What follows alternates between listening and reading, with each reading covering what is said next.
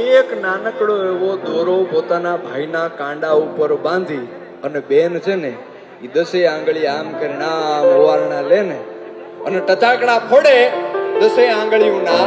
એટલે ભાઈની માથે હજારો ગાઉ દૂર કોઈ મુસીબત હોય ને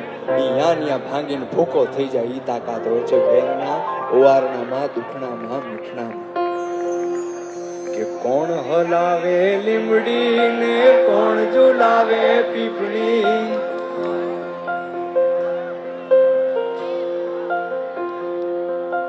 કોણ હલાવે લીમડી ને કોણ ઝુલાવે પીપળી,